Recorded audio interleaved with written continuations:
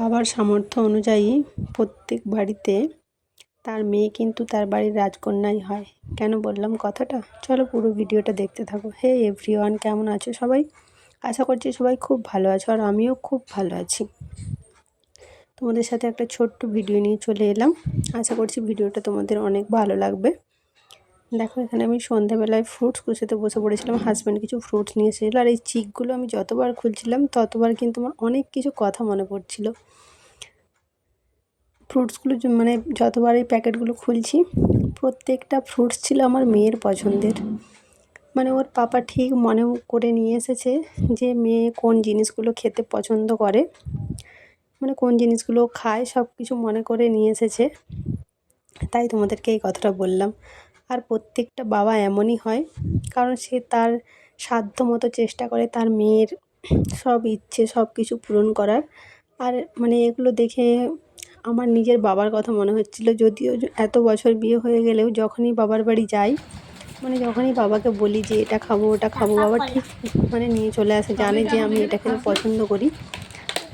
আর তাই বললাম যে বাবার বাড়িতে মানে মেয়েরা সত্যিই বাবার রাজকন্যাই হয়। সে তার সামর্থ্য অনুযায়ী মেয়েকে সবসময় বেস্ট জিনিসটা দেওয়ারই চেষ্টা করে। দেন দেখো, এখানে তোমাদের সাথে না চাইতেও আমি অনেক কিছু শেয়ার করে ফেললাম।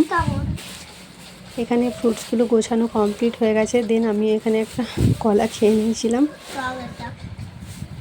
দিয়ে ও কিছু ফ্রুটস কাটতে বসে পড়েছিলাম। ও মেয়ে খাবে বলে বায়না করেছিল, সেই জন্য। শুধু মেয়ে না, সাথে আমরাও খাবো। সেটা তুই জানিস? স্ট্রবেরি যটা খাবি তটা ধুয়ে নে, বেশি জাদা করবি না।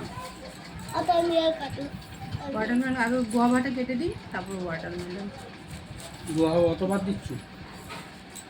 কোথায় অতবার দিয়েছি?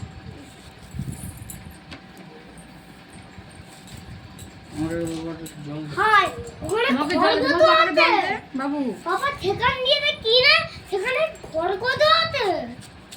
যেখানে চাষ করে, যেখানে কিনে সেখানে কি থাকবে? যেখানে স্ট্রবেরিটা চাষ করে সেখানে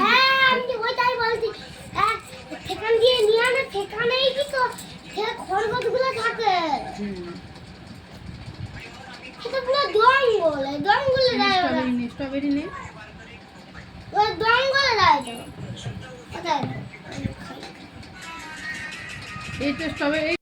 আর মেয়ে তো মানে কি বলবো, এত কথা বলে, এত বকবক করে, মানে সারাদিন ওর পেছনে কথা বলতে বলতে বকবক করতে করতে আমার টাইম কেটে যায়।